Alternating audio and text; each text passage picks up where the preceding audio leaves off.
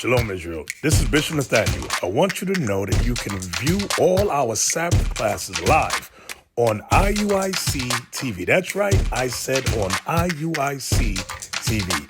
Download the app today. Shalom. Ruga.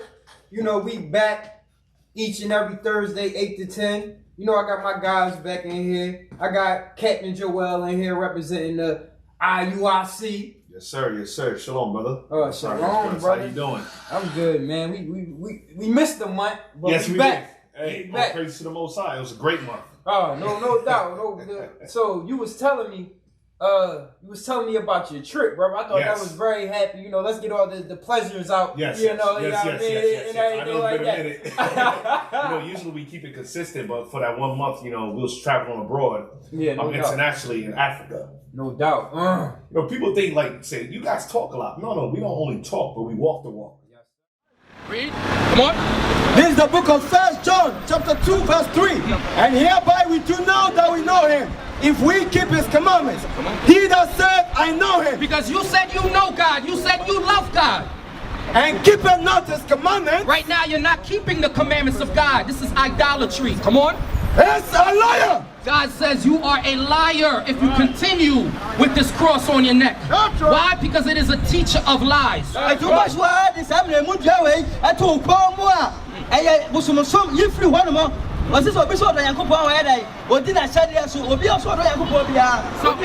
brother man, if you love God, you would take that off your neck. That's repentance. That's what I'm talking about. That's what I'm talking about. Take it off. Take off the devil off your neck. Take the devil off your neck. Take the devil. Here, you can keep the chain. Keep the chain. You take it and throw it away. Take the devil off. We talking about gathering the people throughout the four corners of the diaspora. We were really about that business, and like I said, we will go out there, and when we say that the 12 tribes of the nation of Israel are scattered throughout the four corners of the earth, wherever those slave ships were sent to, guess what? We go there. Yes, sir. We understand wherever our people need reviving, healing, we go to those locations. And then we give all praise to the Most High for allowing us the opportunity to be able to teach our people. And so we have a lot of people still back in those places. Yes. Yeah. How was it over there, brother? What you tell us about things you see, man? Man, before I get into that, if I can just pull a scripture, no, go ahead. Just to show you scripturally that what you said, the statement that you just made is 100% true. That we still have a lot of people that's still a remnant of the Israelites that's still located on the continent of Africa. Yes, sir. So not all the slave ships came to America or Europe or Central, South, or North America. So some of the remnants stayed behind. So if we could get that in Zephaniah. I missed this. You going in, y'all. So what we doing is prophetic and it's biblical. Because some people say, why are you going out there in Africa and teaching so-called Africans? No. The Bible is not only a prophetic book, but it gives us the roadmaps and where the 12 tribes of the nation of Israel will be located in the last days. So it's our job to be able to go into the scriptures, interpret it, and find out the geographic locations where they are, where the people that fit the curses in the scriptures. Because you notice in every community, everywhere, whether it be Europe, whether it be India, whether it be China, America, wherever you go, there's always a specific group of people that's always on the bottom of society. Yes, sir. That's suffering, like I said, the things that they go through are the same things that we go through in America. Or wherever you go, whether it be India, North America, South America, whether it be Spain, England, France, everywhere we go, because I travel a lot. And in my travels, black people, no matter where you go, it's always suffering the same conditions. Yes, sir. Now we know why they're suffering. Because of the curse of God is on them. Yes, sir. Can we read that? Zephaniah 3 verse 10. Zephaniah chapter 3 verse 10. From beyond the rivers of Ethiopia, my suppliants. So the Bible says from beyond the rivers of Ethiopia. So we know Ethiopia is in Africa. Well, East Africa. So when we look at the river, it's talking about the Blue Nile River as well as the White Nile River. Okay. We look at the surrounding regions around Ethiopia beyond the river. You have Rwanda, you have Uganda, you have Burundi, you have Madagascar, you have Ethiopia, you have what else? Eritrea, So these are the different African nations where Israelites live in. The And when you say beyond the river, you talking about the Nile, beyond the Nile River. Yes, the Blue Nile River. Okay. So when you look at all those different geographic locations, that's the location that God's pinpointing the map where the remnant of the children of Israel will be located. Read on. From beyond the rivers of Ethiopia, my suppliants, even the daughter of my dispersed. Even the daughters of my dispersed. Because we're dispersed means to be scattered. Yeah. Based upon various prophecies, whether it be Deuteronomy 28 verse 64, he says, I said I will scatter you through the four corners of the earth. Deuteronomy 4 verse 27 says, I will scatter you amongst the heathen, and you should be left few in numbers. So even though the slave ships took the Israelites, so in East Africa, a lot of the slave ships took the Israelites in the Indian Ocean, whether it be the Sakeli Islands, whether it be Madagascar, India, Goa, Karnataka, or China. And you have the Israelites that was taken off the west coast of Africa, or what, Ghana, places like Ghana, that's where I came from. They were brought to America. Yep. So go on. Even the daughter of my dispersed shall bring mine offering. And that day shalt thou not be ashamed for all thy doings. So in that day, when we're revived, when we're gathered, we're not going to be ashamed for all our doings. Because why? The Most High is going to give us a different spirit. Because we're going to be coming into repentance, so we're not going to be ashamed for all of our doings. Go on. Wherein thou hast transgressed against me. The biggest secret behind the plight of black people is our transgressions. Right. Consistently, constantly, on a daily basis, we're breaking God's laws. Whether it be through fornication, homosexuality, like I said, adultery, whether they're going to worshiping of pagan gods or these false holidays such as Thanksgiving that passed. You have Christmas that's coming up, as well as New Year's. All these false customs that we're partaking in are transgressions. We broke God's laws, and that's why we're in the conditions that we're living in today. Go on. Right. For then I will take away out of the midst of thee them that rejoice in thy pride. And thou shalt no more be haughty because of my holy mountain. I will also leave in the midst of thee an afflicted and poor people. Where God says, I'm going to leave in the midst of you afflicted and poor people. Okay. That's why I said, it doesn't even matter. Even if you go to the continent of Africa, you still have, like I said, there's tribalisms out there. There's 50 countries. But even within those countries, there's a division between tribes. And you have the Shemitic or the Hamitic, or you have the Shemitic or the Nilotic tribes. You have tribes such as the Bantus. Those are Israelite or Shemitic tribes. Or you even have, like I said, you have the Yorubas, the Igbos, the Ashantis. So these are all Israelites. All right, go on. I will also leave in the midst of thee an afflicted and poor people, and they shall trust in the name of the Lord. Read. The remnant of Israel shall not do iniquity. So that's the point I want to give to. So when it says that beyond the river of Ethiopia might disperse, it's talking about the dispersed is going to the Israelites that were left behind for the slave trade. So there's still Israelites living in those lands. So I just want to do an introduction, a scriptural introductory on the reason why we made our travels to Africa. No doubt, brother. No doubt. And that was perfect for what we about to get into. So yes. What did you, you continuing? No, go ahead.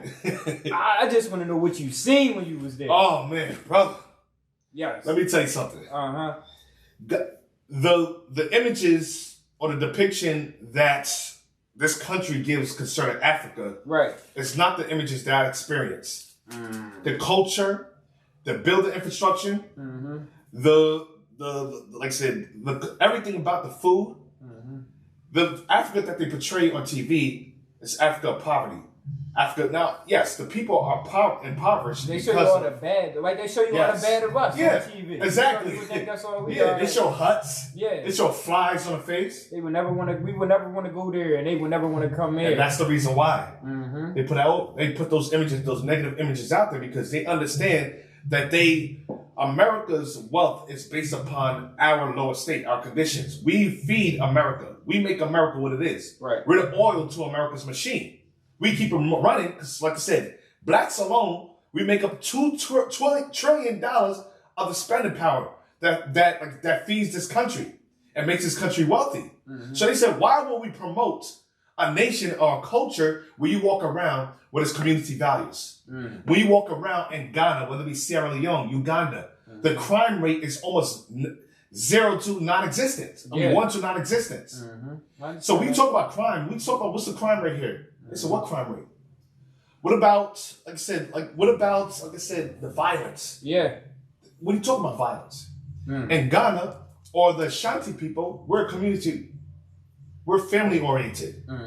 When you see people argue in the streets, guess what? The community gets together and they break it up. They intervene. They don't just watch you go on their phones. War star. Yeah, They don't do that. Because a lot of values that we lost out here, the unity that the love for one another that we lost, because we did have love for one another at one point. Yeah. That's what the 60s was about. Us unified together, understanding each other's plight and conditions, and coming together, whether it be the black man and the black woman. We stood together with our children. Now, because of the social, like I said, the different, I'll say, the different, what am I looking for? Factions of this different, the white man put certain systems in place. Yes. To divide the families. Well, it was a 1,000-year plan. Yeah. The Willie Lynch law. Yes, sir. Yes, so, sir. you know, that if you really know anything about that Willie Lynch, that pretty much sums it up. That's it. Yes. That's exactly what's going on with us. But go ahead, brother. Yeah, yes. I'm with you. I quit you. So the different systems put in place, whether it be the welfare system, whether it be WIC, whether it be the food stamps. Yes, sir. Like I said, convict leasing, the prison institution, all these, or like I said, the drugs being placed with our community. Even all the these school systems. system. Yes, the school system. Yeah. The religious institution. All these were different systems, factions that was created in order to destroy the black man, whether it be the abortion clinics. These are all systems that was created to destroy us, to defile us, to break that brotherly love and unity. Can we get that in Zechariah real quick? But I think of 11 verse 14.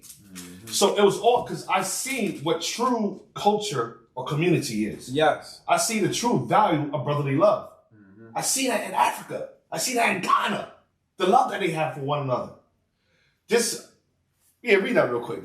I'm telling you. Zechariah chapter 11 verse 14. Then I cut asunder mine other staff, even bands, that I might break the brotherhood between Judah and Israel. So God said, read that again. Then I cut asunder mine other staff. So God divided the two kingdoms, whether northern kingdom and southern kingdom. Southern kingdom consisting of Judah, Benjamin, and Levi, which is so-called African Americans, West Indians, as well as Haitians, and northern kingdom representing the Latino tribes or the Native American Indians, or you have the Seminole Indians. So God cut asunder his staff, even bands, because the laws of God, when we was unified or united as a culture, as a community, we didn't look at each other as divided or by different nationalities. We looked at each other, no, we're the same people. Right. We all descended from Jacob. So but God said, because we broke his laws, because of the iniquity or the evil within our communities, within our kingdom, he says, I'm gonna divide you guys. He said, you're not listening to me? I'm gonna break you, I'm gonna divide you, I'm gonna break you up, and I'm gonna scatter you. Now you gotta find your way back. Right. So it says, then I cut asunder my other staff, even bands. Go on. That I might break the brotherhood. That I might break what? The brotherhood. The brotherhood. Think about it. That's the most powerful thing. Unity. J. Edgar Hoover says the most what does he say? The most greatest threat. Yes, the most greatest threat to America is black unity. Yes, sir. I'll say again, J. Edgar Hoover, the head of the FBI, said the most greatest threat to the black community or to America is black unity. And they understand that. So God says that I might break the brotherhood between what? Between Judah and Israel. Judah and Israel. That's why they try to kill Fred Hampton. No, that's why they killed Fred Hampton. Okay. Because remember, Fred Hampton was unifying not only blacks alone, but he was unifying Native American Indians as well as Latinos. Right. So they killed them. Right. They understand the power between unity. Now in Africa, there's a spirit of unity there. There's a spirit of brotherly love. There's a spirit of community.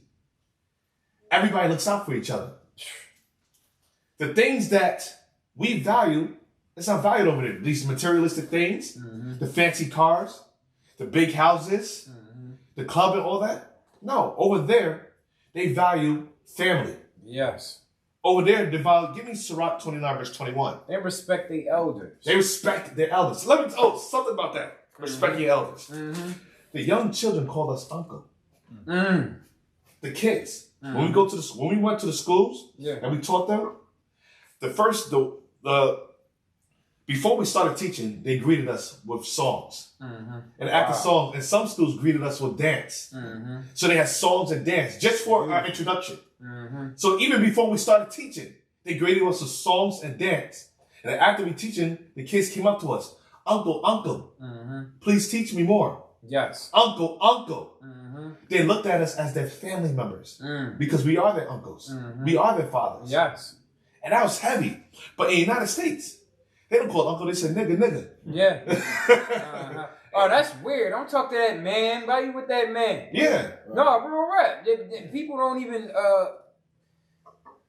anybody else that try to, I don't want to say teach somebody, kids, someone else, but it's certain people that walk into your life that might not be your parent that you learn things from. And that can show you a way that maybe you couldn't grasp from your parents, but you learned it in a different way from them. You know, they call it like your second teacher, your second father or something like that when you get into that learning type of thing. But they say it's like that. After you go from her, you go somewhere else and you learn more. Yes. You know? 100. And then you become who you're supposed to be. I mean, it helps you wherever you find your craft at or find your path. And then once your peoples get you there, then you have another teacher that teach you about your path, your craft that you want to go into. Yes, sir. You know, so everything like that, Uncle is beautiful. One thing I still gotta say, like, listen, even when we was in the street, we still called them uncles and aunties. Right.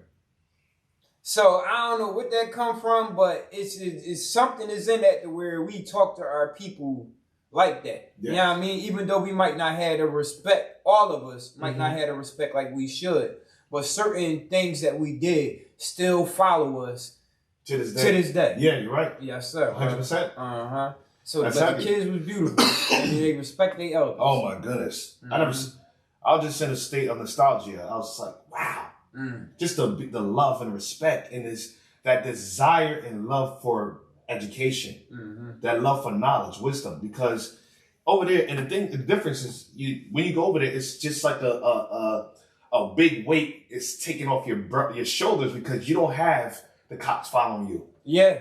You don't have the white man spitting on you or the police shooting you down or locking you up falsely. Yeah.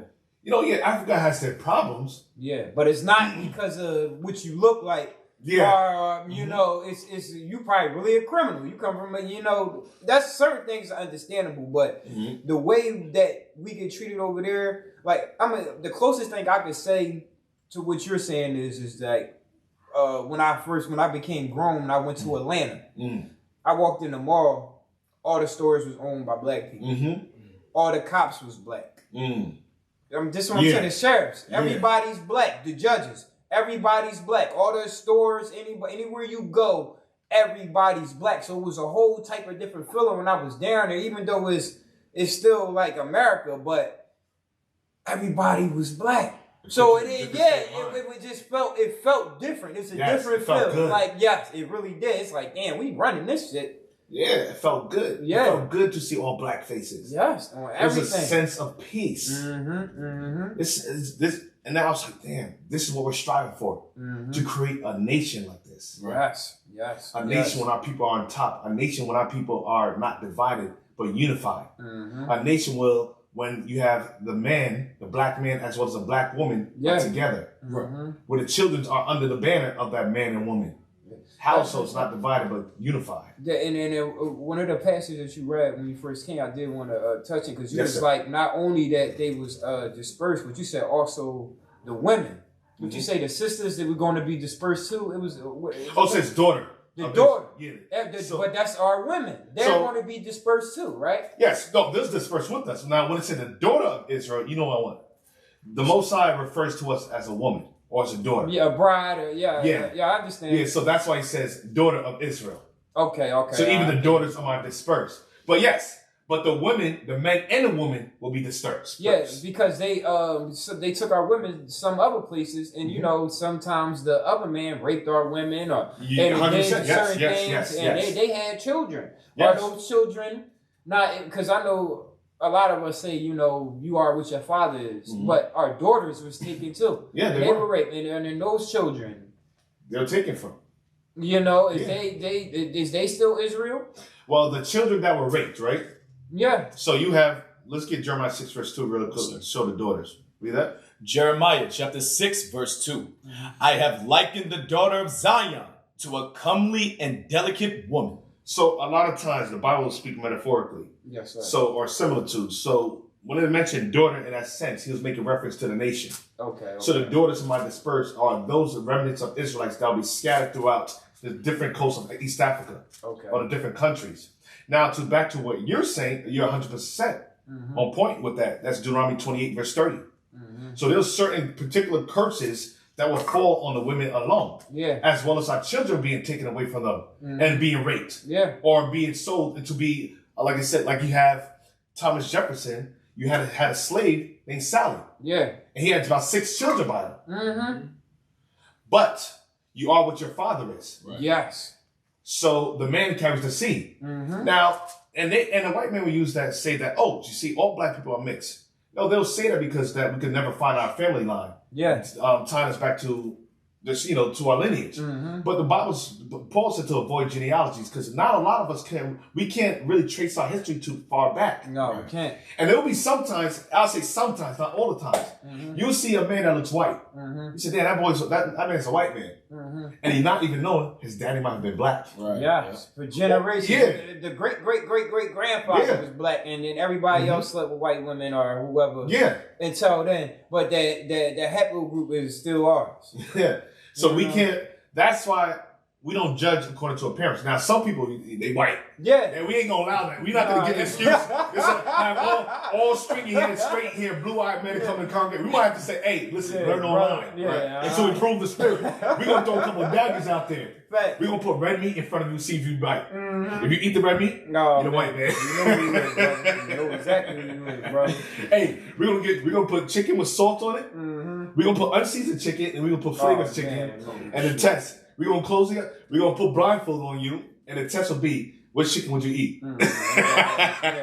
That's a good test. They used to try to test because they used to bring pigs to the community during the Inquisition. They used to bring pigs to the towns and where they was trying to find the I remember that. Israelite. Yes. And everybody come out and eat. If you don't eat the pig, you're an Israelite. We had brothers that wouldn't eat it and got killed and died. Yep. Yeah, 100%. They had a lot of tricks. Yeah, Inquisition. that's crazy, right? Come eat this. It was a test because they was looking for us. They was looking for us. Up and down the Ivory Coast and everything. It's a lot of our brothers, but I think most of that was Judah, though.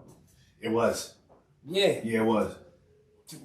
Where are the other 10 tribes? Here. I pictured that, but ain't they? So they ain't none of them in Russia.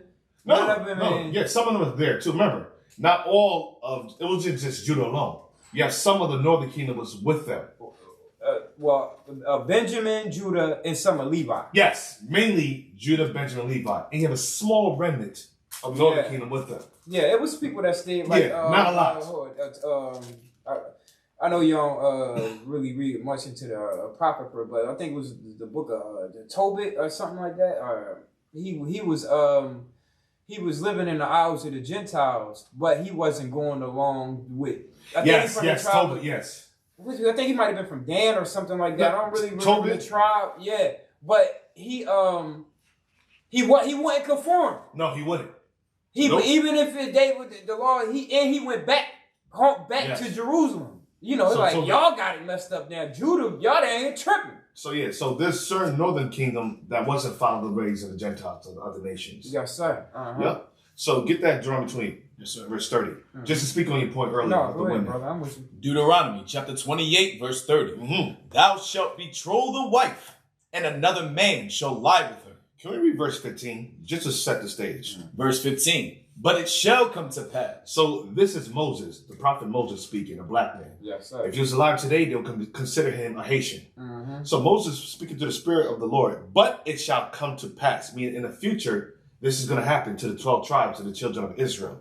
Read. If thou wilt not hearken unto the voice of the Lord thy God, to observe to do all his commandments and his statutes, which I command thee this day. So Moses is prophesying against the children of Israel. If we didn't keep his commandments, laws, statutes, and commandments, which was our constitution, the laws govern our thoughts. The laws govern our community. The laws govern the way we eat. The laws govern how we dress. So the laws cover every faction of life. Yes. It civilized us in the eyesight of God, not the Europeans, because they're civilized in it was uncivilized in us. Yes. So they decivilized us, they defiled us.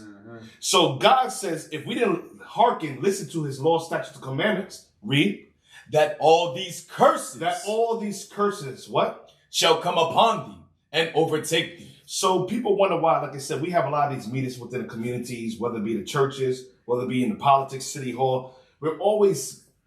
Our conversation is always, how can we fix the community? Or our conversation is, okay, we need economics. If we do this, we do that. But none of it's working. No, we got to get right with the Most High. That's it.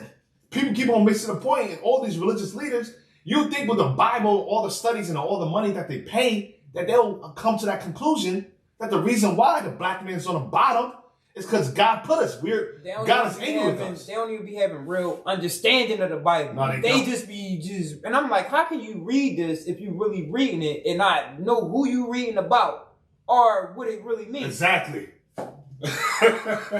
You using it for some other reason. Yeah, like exactly. if you can't read this, damn, this is about us. Yeah. I think all our leaders should be like, yo, we them boys. Yeah. Yeah. Real what? Yeah. Like no, this is what it is. Like some of them, you know, they do know. Some of them don't really say it because they're gonna say they anti-Semitic or whatever that means. You know, because we Shemites. I don't know what it is. Yeah, I don't know what the hell they talking about. Semite. But just like they do the Jewish. You know what I mean? What do that mean? We from the tribe of Judah. Exactly. It's not ish at all. Exactly, 100%. You know what I mean? So that's what I'm on with that. But I appreciate that, man. That was just something for the sisters because I know they be going through their little thing. Yeah, they going through it. You know what I mean? Our sisters need help. Yeah. And you know what I mean? We going to have to bring them back. We have to. Yes. We have to. That's our job. Yes. We got to because they looking for leaders and they looking for us. Verse 30. And we need our sisters to stop fighting too. Yeah, we understand they feel hurt, but guess what? We're in the same predicament that they were. We had no power. The Most High, just like they broke the law, we broke the law. If you want to get technical, Eve led us to these conditions. Yeah. But it was Adam's job to correct her. Yeah, it was. So at the end of the day, yes, it's our fault. But our women got to understand that she is the weaker vessel. And she is more susceptible to be deceived. And she has to start trusting us. Yes, okay, there's been a lot of hurt in the community. Yes, we haven't treated our women right or did right by them. Yes, because we've all been destroyed. But she got to understand the Bible says, I'm going to make a man more precious than fine gold. That's right. God is going to purify us. He's going to purge us from all the impurities. That was heavy. Give me that one more time. The guy, he said, a man what? What? Listen to that Isaiah 13 real What quick. did he say? The sisters got to understand the black man is gold on this earth. It's going to be harder to find him. Now the man that the sisters are looking at us as dirt. Yeah. Because yes, what the sisters see, they see the black man sagging his pants. They see what the world portrays us and what the world created us to be. Yeah. Through trap music, they created us. Through the crack epidemic, they created us. Through the convict leasing, through redlining, through the employment system. Yeah. All these systems were Isaiah 13 verse 12. All these systems were set up to destroy the black man. People don't understand that. So our sisters are looking at us at our worst state. Yeah. We were manufactured and created like this. This not when you look in history, black men were kings. Yeah. We were royalty. I'm gonna show you something real quick. Oh, hold that. Give me Jeremiah 2 verse 21 because this is what our sister see us as. And there has to be a paradigm shift. And us as men, we have to stand up manfully and we have to change our image. We can't wait for anybody to change our image. We gotta be men. We gotta be men. And like radio shows like this, the known radio show is a way to change the image of our men. Yes, sir. You're able to reach thousands upon millions of people and to change the image and the depiction that the white man portrayed us to be. to be the royalty and the gold that God is making us to be. So your job is heavy.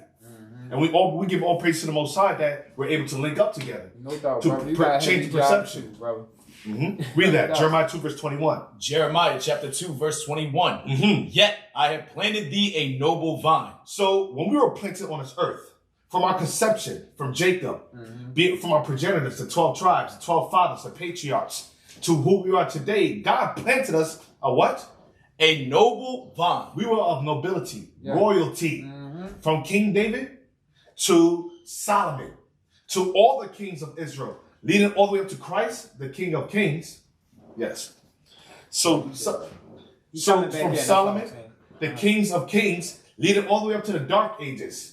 Your King James, your King Charles I, your King Charles II, the Jacobites, the Covenant, or you have, like I say, your King Arthur's.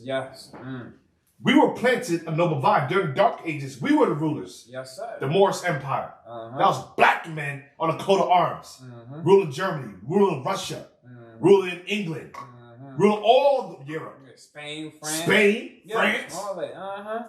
God planted us a noble vine. We're a royal lineage. We are royal priesthood.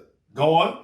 Holy. Holy. Meaning we were holy, meaning separate from all nations. Different.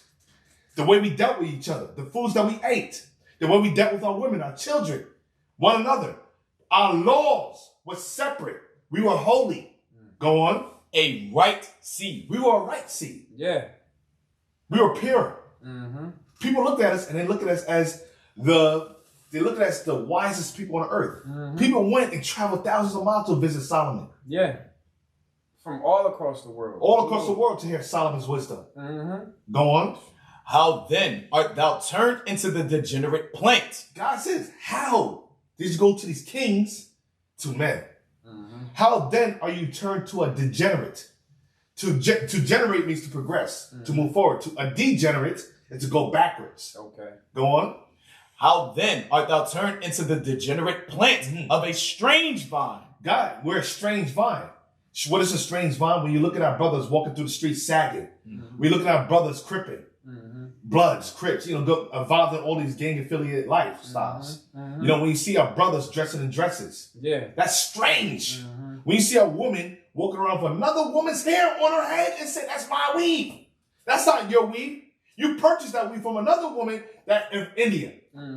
When you see it's a strange vine, when you see our people killing each other in the streets in Chicago, Philadelphia, Newark. That's a strange vine. That's a strange plant. You see it's strange when you're looking at people in these different religions worshiping the white man. That's strange. It really is. We're unrecognizable. They don't even, most of our people get lost from finding the truth because they think it's the white man told us this book. I mean, the book of books, but not knowing that they got it from us. Exactly. And was using our own things against us. Yes.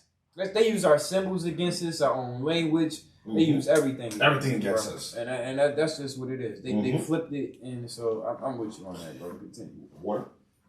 Yeah, sure. Why not? So, read on. How then art thou turned into the degenerate plant of a strange vine unto me? Go on. That's it, right? Yes, sir. So, God says, our sisters are looking at us as a strange vine. When they see power, they don't see the black man. Right. When they see a leader, they don't see us leading. When they see a husband, they don't see us. When they see a provider, they don't come to us. Right. When they see a protector, they don't feel safe with us. So, but when they see a leader, they see your Bidens, your Trumps. When they see a protector, they see a law enforcers. When they see a provider, they see WIC, Section 8, food stamps. When they see somebody that's going to house them, they see Section 8. And if you're around, I can't get this. Exactly. When they see an educator, they see America's educational system. So we're a strange vine unto them. So now Isaiah 13 verse 12. But there's going to be a paradigm shift on this earth. And that's why you have a lot of these different factions of governments, such as the FBI, the CIA, You have the climate wisdom, the COP that just happened, the climate control. Yep. You have the Pope, as well as the world leader nations. Yeah. A climate control is not talking about global warming, but it's talking about a change in terms of behavior, a change in culture. Yeah. A change in society. In a way that we live and Yep. operate to save the planet. Exactly. Yeah. Their planet is talking about their rulership. Like, wow, we can't use coal no more, but China can use all the coal they want in the gas. So I mean, it's a lot going on with the politics and all that, but it's all biblical and it's all playing out right in front of our eyes. Get ready for the next Inquisition. Go on. Isaiah chapter Still 12. out there. Excuse me. Isaiah chapter 13, verse 12. I will make a man more precious than fine gold. Even a man. No. Read that again. Yeah. We gotta meditate on it. Damn. It's about to be a stack for me. Read that again. I will make a man more precious than fine gold. Not any man. God says, I'm gonna make the black man.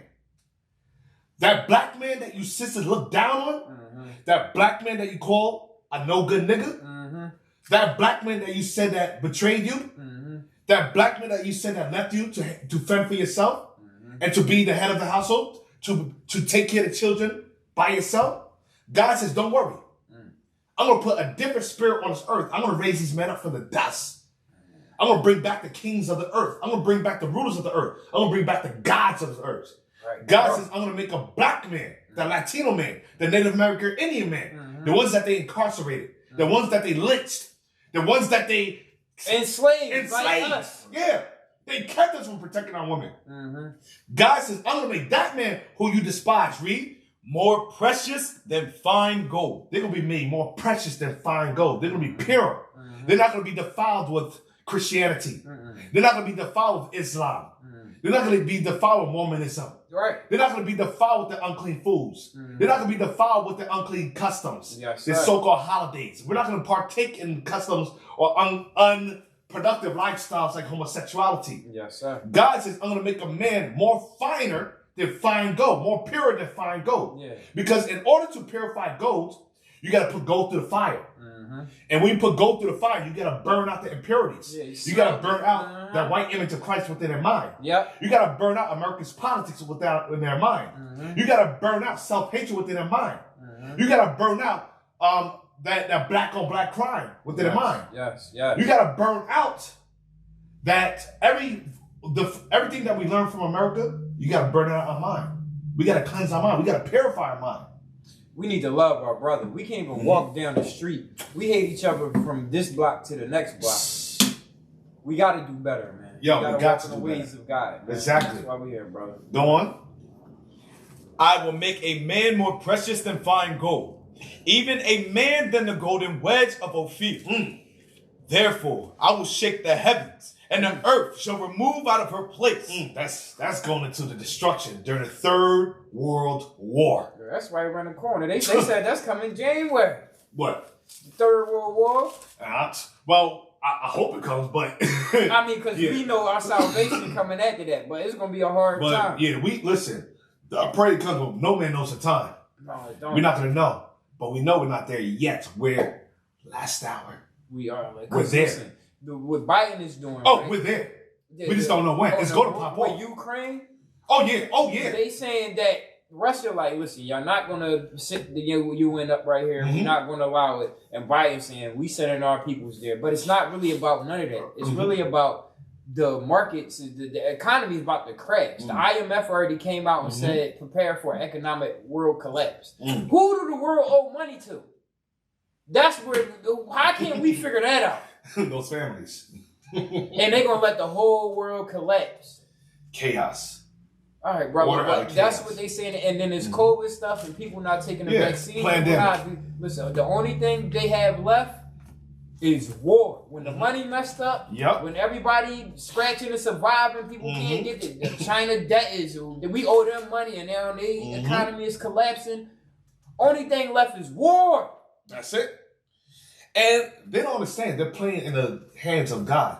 That's why I'm even though I might think for me and my family be comfortable, if I could do things to try to save this so-called country, to keep it going, so we can keep a good. Maybe we don't gotta go, even though he said it, but sometimes he said things, but people did right, and he was like, "Okay, brothers, I'm gonna do what y'all wish."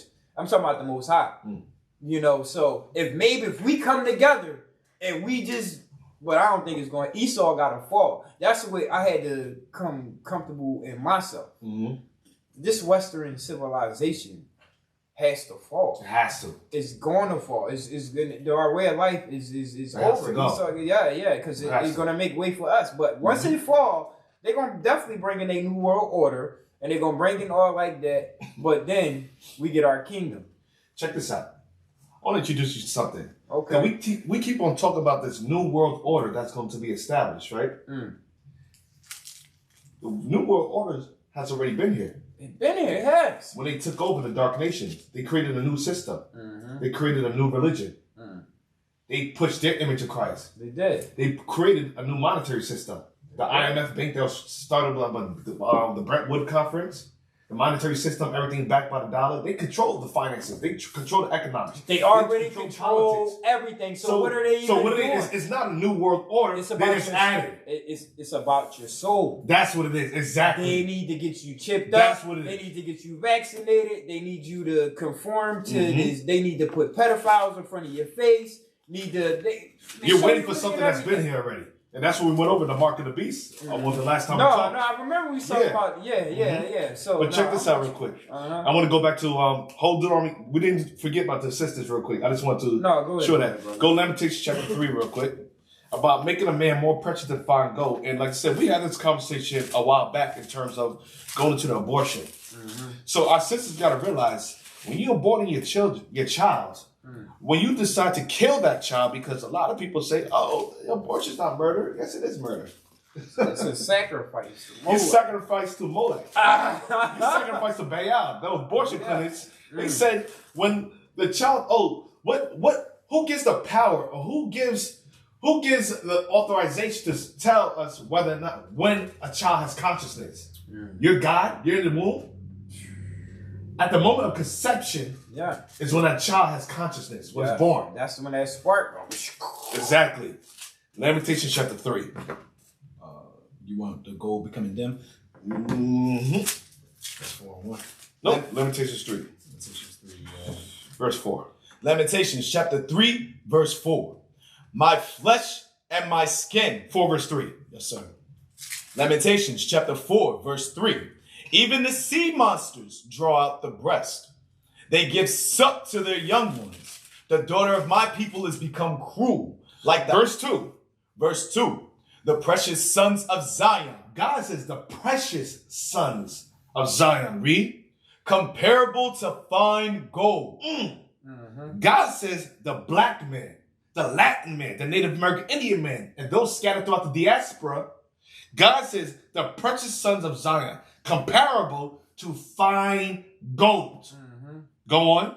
How are they esteemed as earthen pitchers? God says, how are you taking fine gold and you esteeming them as earthly pitchers? Yeah. A pitcher could be broken. Instead of esteeming us as fine gold, they're esteeming us as something that can be broken. Now, that's why mentally, psychologically, we're broken as a people. You're a copy of the real. A picture is an image. Exactly. You know, it's not the goal. Like he's saying, we're not that. We're the real thing. Yeah, so as earthen pictures. So rather than being that fine gold, we're esteemed as something that's brokeable.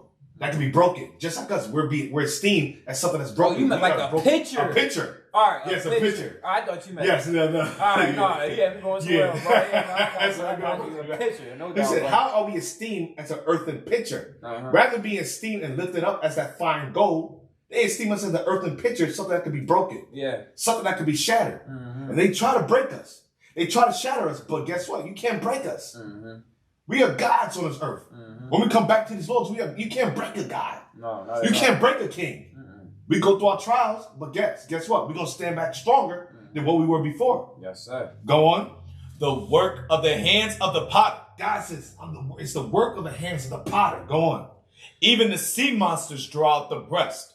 They give suck to their young ones. Even the sea monsters draw out the breast. God said a monster from the sea draw out the breast and give suck to the young ones, to the children, to their infants. Go on. The daughter of my people has become cruel. God says the black woman is cruel. Go on. Like the ostriches in the wilderness. God says the black woman is cruel. Like the ostrich in the wilderness. Why does it say ostrich in the wilderness? God's comparing a sister to an ostrich. And let me, the humility of, God, like I said, he's very comedic at times. Yeah. You got said- bars. You said, why does God compare the black woman to an ostrich? Yeah. Sisters, don't get offended. No But doubt. when you look at the ostrich, it has a big butt, Yeah. has a long neck, walks like this, and has long lashes. The fake lashes that women wear, the long neck, the big butt. Yeah. And when they get angry, the ostrich does this.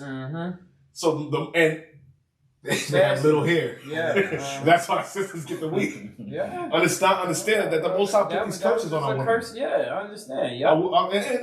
And we're telling you this is not to joke, but to show you the reality of things, why these things are happening to you. Yeah, we're the living embodiment Yes. of the curses of the Bible. Exactly. You want your hair back, sisters? Yeah. And keep the commandments. Grow your natural hair. Come back to your natural beauty. Go on. Even the sea monsters draw out the breasts. They give suck to their young ones. Give me Job chapter 49. Why does God say even the sea monsters, why does God compare our sisters to ostriches? He says even the ostrich draw out the breast. Go on.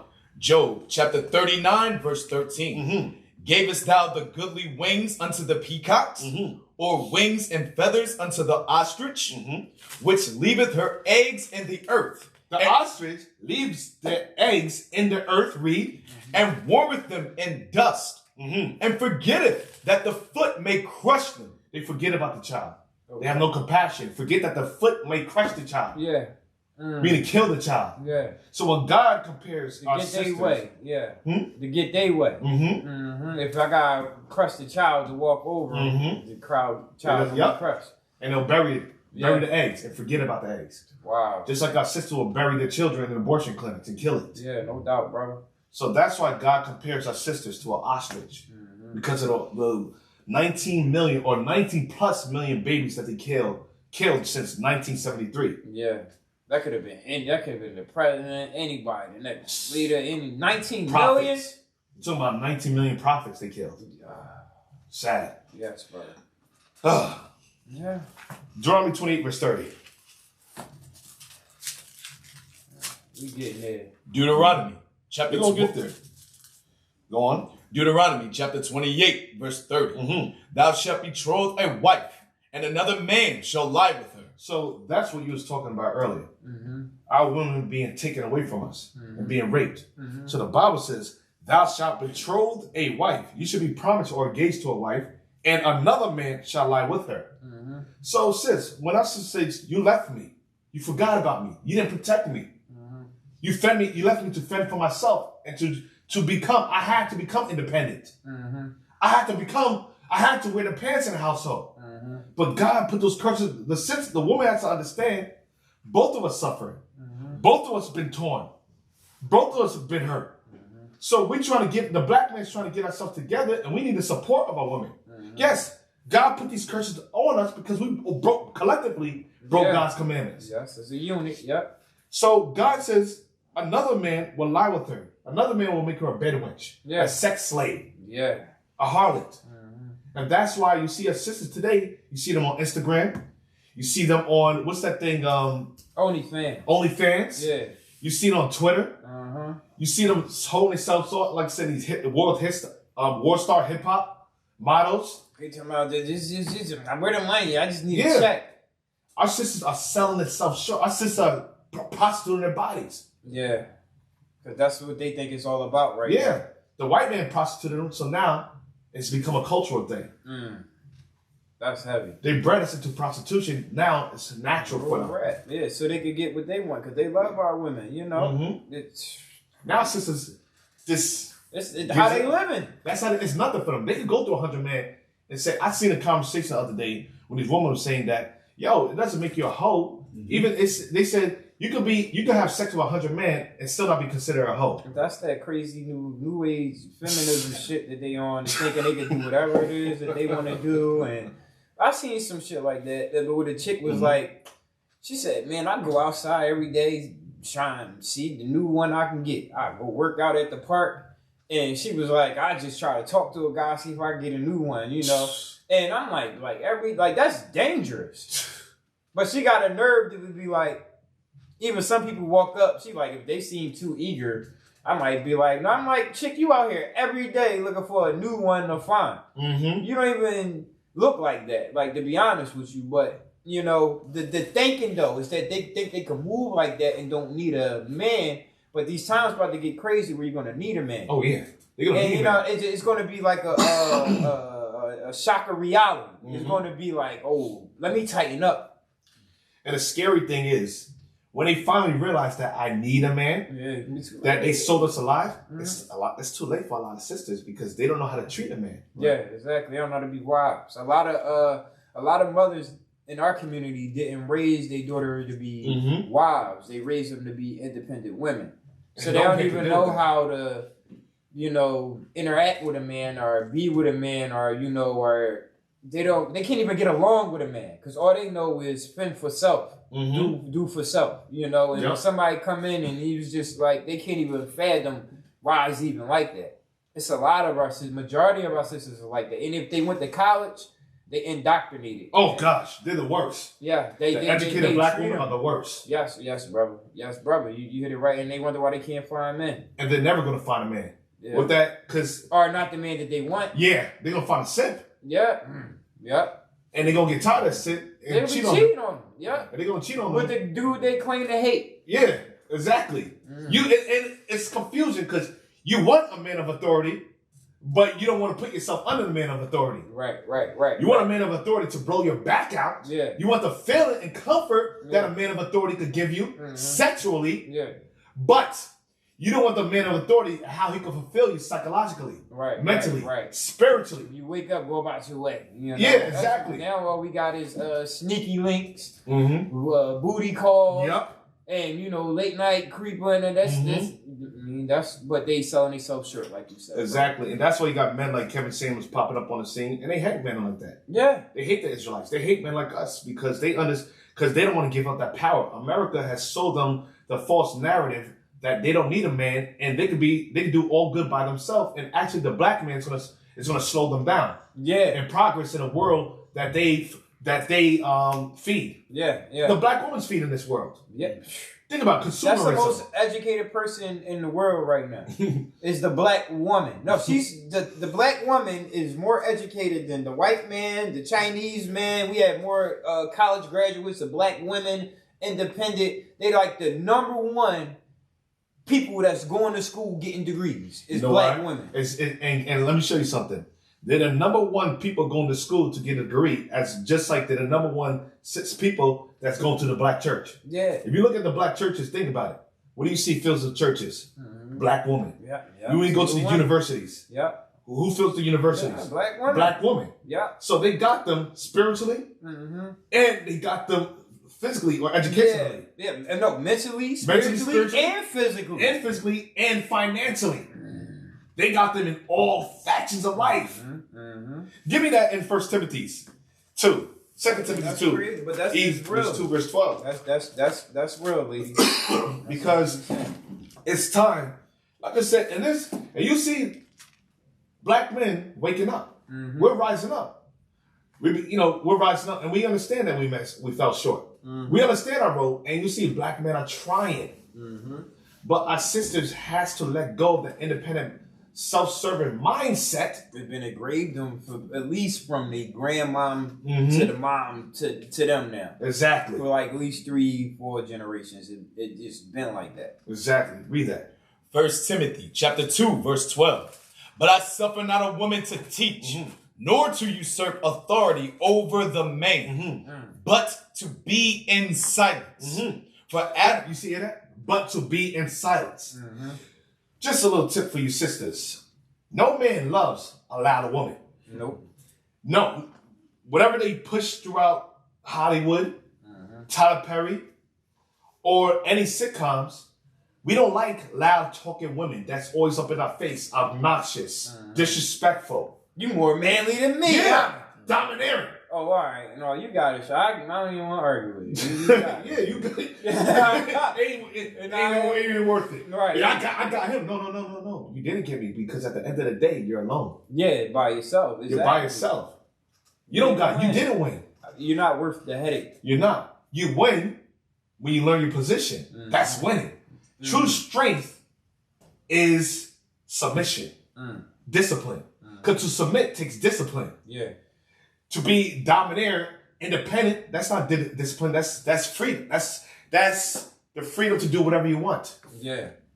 Go on, read that. Read on. That's what Satan was trying to do. Yeah. Go on. For Adam was first formed, then Eve. Think about it. The black man was first formed. Then Eve. Because women have this thing, because we was on Clubhouse the other day, and we was saying, who's the prize? And some women say, oh, both of us could be considered the prize. Or, the woman is the prize because the man goes after the woman. Adam was first formed. He's the prize. Yeah. Sisters, listen, you could have been a prize if, think about a prize is like a box, right? Something you open. But sisters, your box been open to many different men. You're not the prize. Because your box is be your prize. So your gift, whatever, you call you your gift. It's been spread around. It's been spread around. So how's that gift? That's not know a gift. He know you. He know you. That's everybody's gift. That's a box gift. Yeah. So the Bible said, Yo. No doubt, brother. No doubt. You're the gift that keeps giving. Yeah, no doubt. Go on. Facts. And Adam was not deceived, but the woman being deceived was in the transgression. So our sisters was deceived in the garden, just like she's being deceived today. She gets a degree to become to elevate in the business world in order to make that white, I'll say that CEO or that slaver money. Yeah, yes, sir. You're climbing the business world, going to his educational system, learning their education, learning their politics, learning their business to feed their company, to feed their children, so that their children can go to school, to oppress more black people, to oppress your children, so that your children will work for them. And they'll go work harder for him than they'll work for you and your family when she come home. They gonna get him where he got to go, but look, baby, we trying to do something here. We trying to get somewhere too. Well, I'm at work today and all this. Think about it. They do submit. Yeah. Everybody submits. Yeah. A woman's nature is within her nature to submit to something. That's how she was created. There's certain chemicals. I forgot if they were saying there's a chemical. I forgot what I was listening to the other day. There's certain chemicals that was placed into the woman to be naturally emotional, or what's the word I'm looking for? Feminine and attached. Yeah. Okay. They're saying they're saying scientifically that they found certain chemicals that's in a woman that makes them naturally feminine and attached. Yeah. So you were made that way. God created you to be submissive. It's who you're willing to submit to. Yeah. And you don't want to submit. Because at work, the white man tells you to do this. You do it. Yeah. He tells you to wipe the windows. You do it. Sweep the floors. You do it. Yeah. And sometimes you guys will do things sexually to climb up the ladder. Secretly, you do it. Just to get that position, you will whore yourself out. Yeah. He tell you whatever he tells you to do. He tells you what days to be on, what days to be off. What days, can I take this vacation? No. And you listen. Yes, sir. You don't argue against him. You don't backtalk him. You smile at him. But once he gets home, what do you want? You don't give your husband sex. You don't clean the house. You don't speak to him kindly. You don't submit to him. It's not that you don't have the ability or you can't submit. It's that it's who you're willing to submit to. Yeah, that's some drop for the sisters, man. Man, I'm with that, brother, man. Let's lay off with the sisters, man. We got him. I think we got them. We bodied him. Yeah, I mean, we love y'all, man. We all got. But we love you, sisters. Some drop. That's just some drop, real quick, and it was needed. Yes. It was needed for Yes, the we love you, conversation we sisters, was having. and we need you to come back to us. Yes. God's gonna make us more pure than fine gold, sisters. No doubt. Then gold. Gold. No doubt, brother. Yeah. So, but the so you met tribes when you were over there. Yes. What tribes did you meet? Well, when we was in Ghana, the main tribe we dealt with is the Ashanti tribe. Ashanti tribe. Okay. Yes. You have the Ashanti. You get that in Joshua chapter 15, verse 20. A lot of these names, Ashanti, or you have Uwaida, or the Benin. Yeah. You know, Benin's Africa, or it used to be called Uwaida. Okay. Or Waida. Okay. When you look at the ancient maps of Africa, Waida, or Benin, the Gold Coast of Africa, was called the Kingdom of Judah. Right, Negro land. Yes. Yeah, I know exactly what you're talking about. Yeah, they got places called Judah, they got Israel, they got a whole bunch of places named after where they came from. Yes. The people there, I tell you, oh no, we came from Israel. We came from here in 78 through AD, the Bantu expansion, you know, all like that. And we did displace some people. Yeah, I mean, so we did basically colonize Western and Southern Africa. Oh, we took over. Yeah. I mean, some people, there was some Hamites that ran over. It's a problem. It's a problem when we're colonized. You know what I mean? No, but we ran down on things. Oh yeah, we ran them down. Yeah. Oh yeah, it was terrible. Yeah. That's why the nations don't want us on loose again. Yeah. Because they understand we were feared. Yeah. We tormented across the world. Yeah.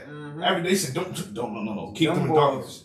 Them boys. And that's very factual. They didn't want any problems with Israel. No, they didn't want any problems. What I want? Joshua chapter 15, verse 20. This is the inheritance of the tribe of the children of Judah, according to their families. So the tribe of Judah today, like I said, in America is so-called African Americans. But you have Judah that was scattered throughout the four corners of the earth. Yes, sir. That was left on the continent of Africa throughout the various regions, countries, scattered there. So says Judah. Now jump to verse, I believe, 42. Verse 42. Is that what I want? Ashan. Yes, sir. Read that. Libnah and Ether and Ashan. And Ashan. Ashan. My man named Ashan. Oh, yeah? That's how it's pronounced? Okay, Ashan. Ashan. Tomato. People got different ways of pronouncing it. We got biblical names. Yeah. Yes. I understand. Ashan. So you said, what is Ashan? Ashan, or you say Ashanti, T means the people of. Ashan. So you have a father, which is going to, a lot of these tribes or Semitic tribes on a continent, they have biblical names. We just don't know it. And you say, why is it Ashanti? What's the origins how do you trace them back to the scriptures? Remember, you have Judah. Then from Judah, you have different fathers. Yes. And whatever the father's name is, they said, oh, you're the Ashantis. Yeah, the people. You're the people of that forefather. You have many different fathers. Or Shimron, you're the Shimerites. Or Timron, you're the Temerites. Or Jechonites. So you took all the ites, meaning you're the people of the forefathers. So like the people of Ghana, they call the Ashanti, or the people of Ashan, mean descendants, when you go back to the progenitor, the descendants of Judah. Okay. So the Ashanti people have biblical traces. They migrated into West Africa, but they descend from the 12 tribes of the nation of Israel. Now, let me ask you a question about that. Do you think, all right, okay, so is some of them was ran out of Spain and France during the Inquisition in the 14, and then they dropped them off in Saint Tomé and all like that, and all like that. But then the rest of them, and then some of them ran through the South in 70 AD. So it's a group of them that ran into Africa and like the Bantus and they squad, and then like because Nebuchadnezzar had shipped some of Judah to Egypt. It was the king of Spain. It was in Spain. He literally, I think so. He literally asked for. He said, "Send me some of the." He wanted from the tribe of Judah. So they got the Negro name. It literally comes from over there in Spain and the land from where they was the sons of Judah. It was. I'm gonna break it down. So I'm gonna get all the names and everything right for you. But our people literally come from over there, and the one king that was over there, he was a son of David. He started calling himself a Negro. That's supposed to be where they start calling the Spaniards start calling our people Negroes from over there. You know, and it was Swarthy and all like that, and all that people was in the Moors or whatever. But a lot of them, when they shipped them out, they came to what I want to say, the west coast of Africa. So, but they re-linked up with our people that we already had there. Yes. But that's just like when Christopher Columbus and them came over here and they were speaking. They be like, how was they communicating with the Indians? They were speaking Hebrew. Yep. That really opened my eyes when the brothers, the Moors came over here and the translators were speaking to the Indians and they were speaking Hebrew. So who are they? They don't even tell you that. How the hell are they speaking Hebrew? Hey, one day we gotta go into the history of the Moors. I'm with you on that. I'm with you. Listen, they mean a lot. That word, that mean black. They mean Muslim. Some even mean Canaanite. So you know what I mean? I hear you, brother. Go ahead. But you're right in terms of we think about it. Israel's in Africa.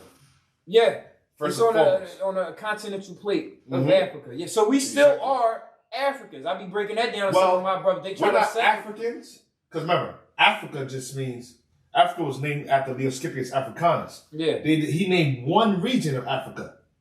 Africa is just a title. Yeah, like right up near Carthage or whatever. Yes, Carthaginians. He named that, but it was a man. I think it was a son of Shem, a free, brother. I wish I could remember it right now, but it's another brother named who was a Shemite. I think it was from the line of Shem or whatever, but they called him a Freeney or something like that. And they saying that they was already calling it. I think they used to call it Ethiopia. Yeah, the whole country was called Ethiopia. Yeah, it was called Ethiopia. And India, like the three black. Indians. But even though, like I said, a lot of these titles, a lot of these titles that was given to them, even though, let's say, we still go back to the Israelites. Yeah. But we always lived in Africa. The whole Bible takes place in Africa. Yeah. In terms of our conception, well, most of the Bible takes place in Africa. Even, give me Galatians 4, verse 26 real quick. You got that? Yes, sir. Galatians chapter 4, verse 26. But Jerusalem, which is above, is free, which is the mother of us all. So when you look at the concept of Jerusalem as a whole, Jerusalem prior to it being changed by Israel, it was called the land of Canaan. Yes, sir. Canaan was a descendant of Ham. So our conception was in Africa. When we was born, the 12 tribes was born in Africa, in Egypt. And then we migrated to Canaan, other African tribes that lived there. So we always lived in Africa. Yeah. Give me Maccabees chapter 2, verse 1. Think about it. When Christ fled from Herod, where did he go to? He went to Egypt. Why? Yeah, because that's where Moses went. That's where Abraham went. That, you know what I mean? They look. You can't tell them apart. Yeah, and we have colonies there. Yeah. I think Joseph grave is still there. Yeah. People, you can ride by Joseph's grave. Yeah. My pops, he went to Egypt and he said this. I forgot the name that they called them. I'm a world history, but one of the guys was saying that this was Joseph. Yeah. But, that's crazy. It's all there in real life. That's our history that they hide from us. The problem is that we don't know. We can't connect the two pieces together because they did such a great job of hiding it. Yeah. But there's a God. Yes. You got that? All things will be revealed. Second Maccabees. My apologies.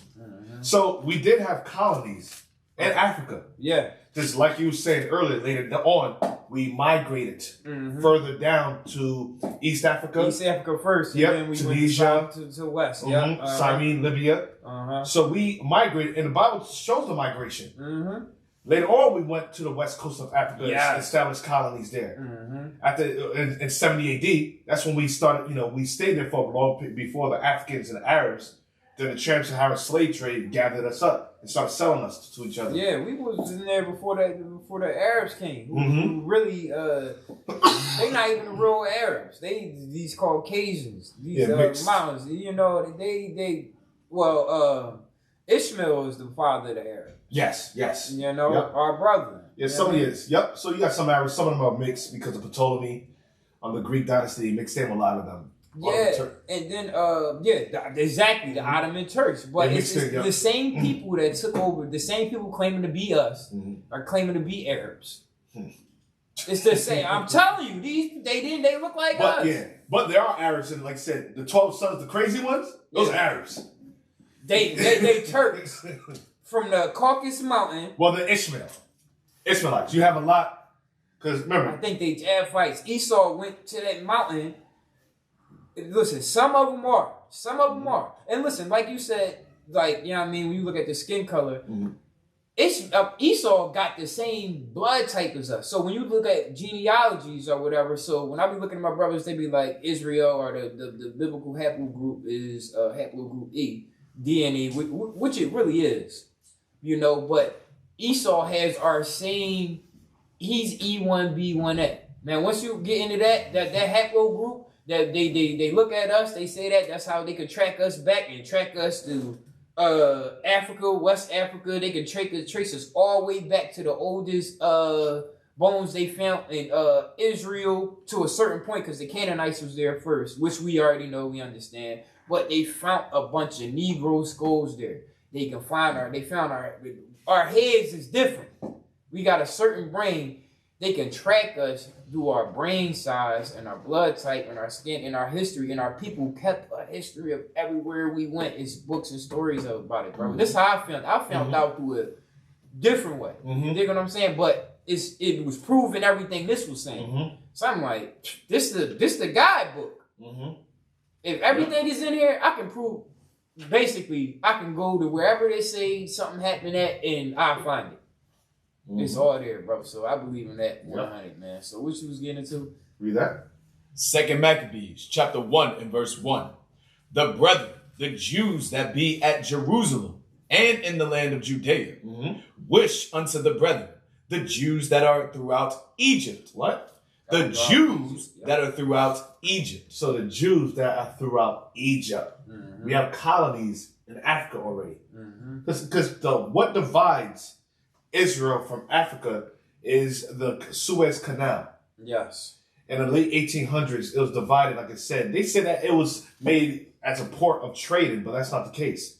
They divided the Suez Canal from the land of Israel because also during that time period in the early 1900s, about 1912 or something, where I forgot exactly the date.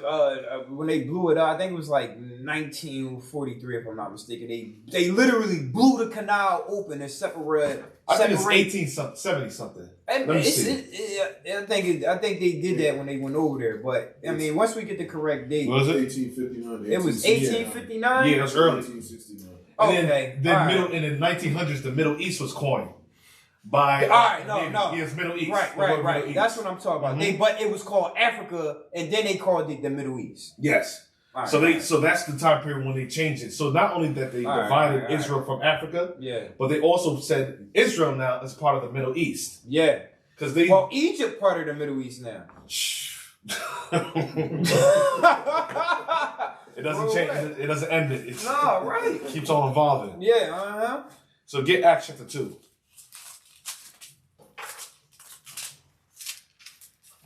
Acts chapter 2 verse 5. Acts chapter 2 and verse 5. Then there were dwelling at Jerusalem Jews, devout men, out of every nation under heaven. Now jump to verse 10. Verse 10. Phrygia and Pamphylia and Egypt. So you have Jews living in Egypt. So you have Israelites that traveled to Jerusalem for the Feast of Pentecost. But these are the lands that they came from.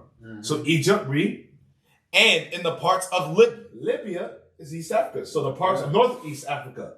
So you have Egypt, Northeast Africa, Libya, Northeast Africa, read. About Cyrene. Cyrene is also right next to Libya. Yeah. So these are so Israelites living in African colonies. So that's why you have even Hannibal came from Carthage. Yeah. That's also by Tunisia in Northeast Africa. He was from the tribe of Asher. So you have Israelites living all throughout that region. And they migrated during the time, like I said, for hundreds, thousands of years. Yeah. So we always lived in Africa. There was always a home base. There was always a space for Shem and him. All right. Just like in Asia, you will have Shem and Japheth. Japheth in Asia. Certain spots he had. The most Asia, you would say that's Shem? Asia.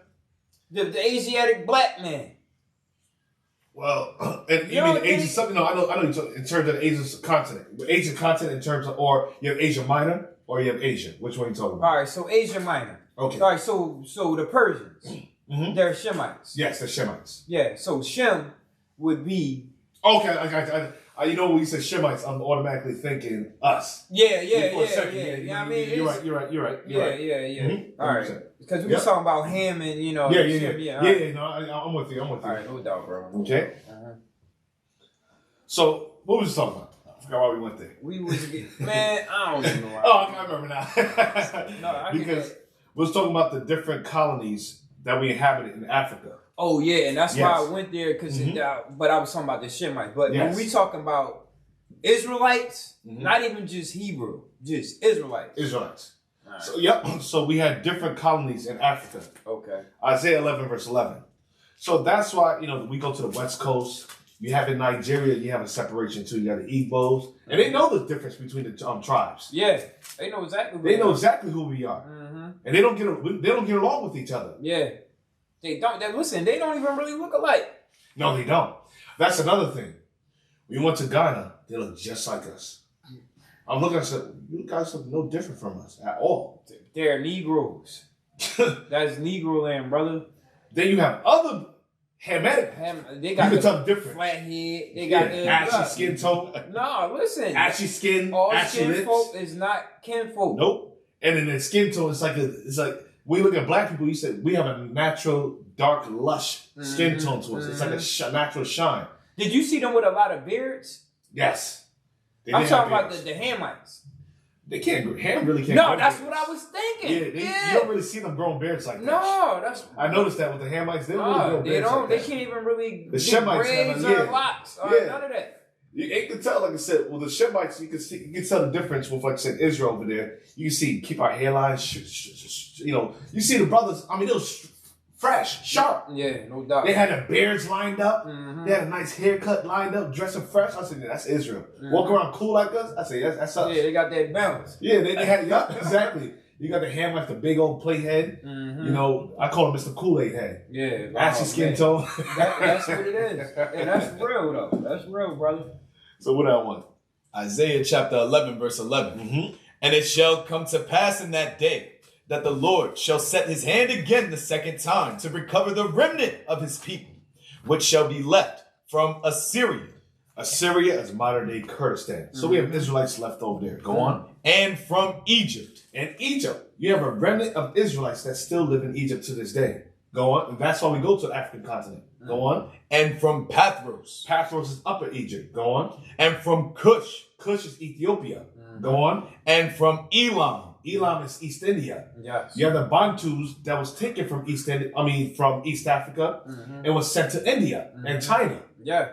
They call them today the Sidis, the Habshis, or the Kafirs. I'm going to show you something once we get off.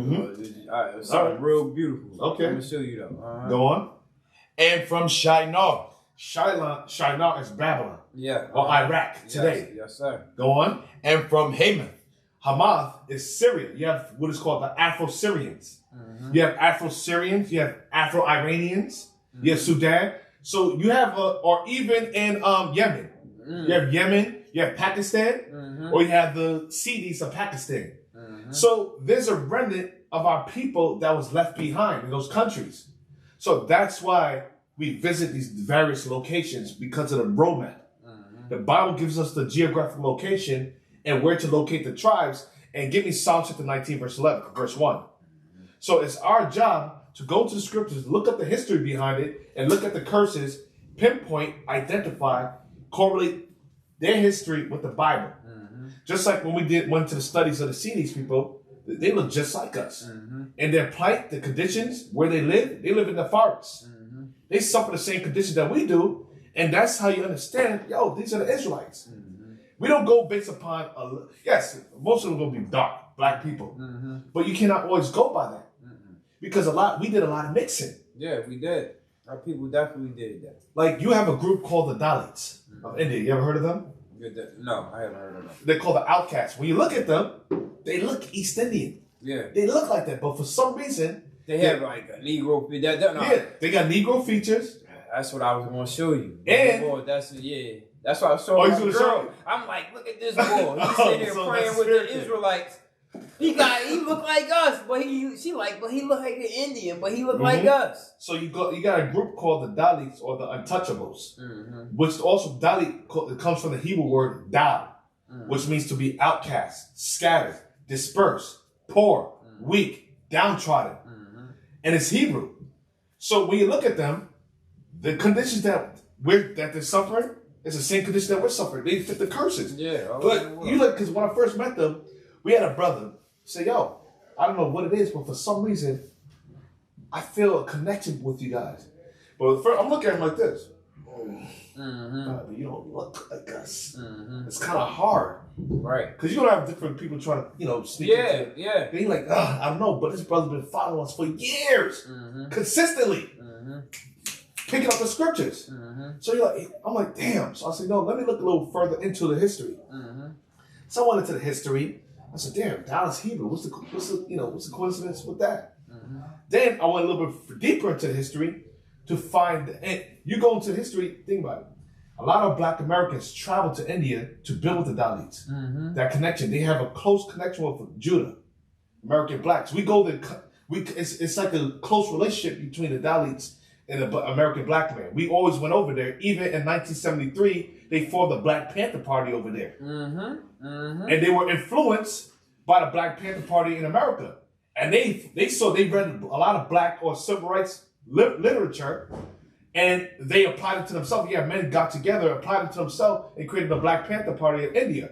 I went deeper into the history, found out that they migrated, or they were always in India for the time period of Esther. From the Persian captivity. Those are the ones that are left behind in India. Yes. Then you have Israelites further, and even during the Babylonian captivity, we made during the time period of Nebuchadnezzar, we made another migration or wave. Then you have 70 AD, you have another wave. They call them the Jews of Kosha, or Karela, or Koshi. And then to find out, Apostle Thomas. Yeah, that's what I was. You gonna get to that? No, I was with you, I said I know he know about that. Yeah, he was over there. Yes, Apostle Thomas went over to the Malabar coast, where he taught the 10 tribes of Israel, the northern kingdom, and we was in the Malabar coast, which is Kosha, or today it's called Koshi, or Malabar, or the sea coast, South India. So Thomas was teaching the Israelites there. So even though they don't look like us, they are us. Yeah. Go talk to your people. That's one of the main questions I be having when I be talking to people be, who are the Gentiles? Okay. Now, we talk about it before we touched it on it real quick, but I think people really want to is it the lost sheep, or is it Gentiles the rest of the world? Okay. Because that's a major point. Okay, very good question. Genesis chapter 10. To show you the first time Gentiles was mentioned in the Bible. Okay. Because you got and the biggest issue with the Christian religion is the lack of historical knowledge. And the improper interpretation of the New Testament. Because when they see Paul converted the Gentiles, they don't understand the history behind the conversion, or the enslavement, the captivity, the enslavement of the Israelites, and how they adopted a lot of the customs and culture of these other nations, no different from today. Read that, the first time Gentiles mentioned. Genesis chapter 10, verse 5. By these were the isles of the Gentiles divided. Start of verse 4. Verse 4. And the name and the sons of Japheth, Elisha, and Tarshish, and Kittim, and Dodanim. By these were the isles of the Gentiles divided in their lands, every one after his tongue, after their families and their nations. So the first time Gentiles ever mentioned in the scriptures was by Japheth, or Japheth. Yeah. So meaning Gentile means one of another nation, primarily. Get me first Ezra chapter 8, verse 69. What some of them nations though that he named, like Greek. Yes, Japheth. Yeah. Those are the original Greeks. Yeah. No, I know. So brothers, No, so I get that. Yes. But so are they the Gentiles? Who? The owls of the Gentiles. Those owls. The Japhites. The Japhetic. So they're not the Gentiles are everybody that's not outside. Yes. Now I'm going to show you something. All right. I'm going to show you something. So I'm building up to the case. No, I get you. Yep. You know exactly what question I'm asking. Yes, sir. Yes, sir. Now go to that. First Ezra, chapter 8, verse 69. The nation of Israel, the princes, the priests and Levites have not put away from them the strange people of the land, nor the pollutions of the Gentiles. So when we came back, remember, we was exiled out of the land. Then, like I said, we migrated. We came back after Cyrus gave us liberty into the land. So after that, we started cleansing our land, cleansing the people, coming back to the laws. So it says, the princes, the priests, and the Levites have not put away the strange people out of the land. We started dealing with the women of other nations. Yeah. Go on. Nor the pollutions of the Gentiles. So the Bible's called the strangers of the other nations Gentiles. Now we're going to identify the Gentile nations. Go on. To wit, of the Canaanites. The Canaanites, African tribes, Yeah. Gentiles. Go on. Hittites. Another African tribe, Gentiles. Go on. Pharisees. Another African tribe, Gentiles. Go on. Jebusites. Another African tribe, Gentiles. Go on. And the Moabites. So-called Chinese people today, Gentiles. Go on. Egyptians. Another African tribe, Gentiles today. Go on. And The Edomites. so-called white man, the European, the French, the Dutch, the British, the Germans, the Russians, Caucasians, the Americans, Gentiles. Right. So Gentiles primarily originally mean one of another nation. Now, historically speaking, remember, get me Deuteronomy chapter 4, verse 27. You got to understand the history behind our migration and our disbursement and our assimilation. Okay. All right. Go on. Deuteronomy chapter 4, verse 27. And the Lord shall scatter you among the nations. So God says, I'm going to scatter you amongst all nations for breaking my commandments. Go on. And ye shall be left few in number among the heathen. So another Gentile and heathen is synonymous to each other. So we hear Gentile to heathen meaning one of another nation. So prophetically speaking, God was saying, I'm going to scatter the Israelites amongst the nations, amongst the heathen. You shall be few in number amongst the heathen. So what happened back then was showing throughout the different captivities. We were scattered. Once we were exiled out of the land, from the time of Shalmaneser, during the Assyrian captivity around 722 BC, the northern kingdom of Israel was scattered to Nineveh, to the Medes. So we occupied Assyria, or modern-day Kurdistan. So the northern kingdom was exiled and pushed off to these lands beyond the Euphrates River. 10 tribes. Yes. Then you have Judah. During the Babylonian captivity was scattered throughout the different nations. So Shinar, or you have, what is the place? Damn. Shushan, Shusha, or you have Iraq, or which is modern day Babylon. Or we'll scatter everywhere. Everywhere. They So that's a start. People was like, give me some of them. Exactly. And they were shipping us out. Most of them spraying us, like sprinklers. Just ta-ta-ta-ta. That's real rap. Yeah, just like today. So what happened back then is what's happening today. So like today, during the trans-Saharan slave trade, the Israelites were taken. History is no different. History is constantly repeating itself until time stops. Until prophetic time comes to a halt to the translation of kingdoms. Time is moving to a certain point where it's going to come to a halt in terms of the translation of their kingdoms, where our time of our captivity is up to our rulership is in place. So read that again. And the Lord shall scatter you among the nations, and you shall be left few in number among the heathen, whether the Lord shall lead you. So that happened back then, as well as now. You have the trans-Saharan slave trade, where you have Israelites that was taken from the coast of East Africa, scattered throughout Zanzibar, scattered throughout Madagascar, the Sakeli Islands, the Rodriguez Islands. It was taken to India and China. They leading up to the transatlantic slave trade when that was the Muslim.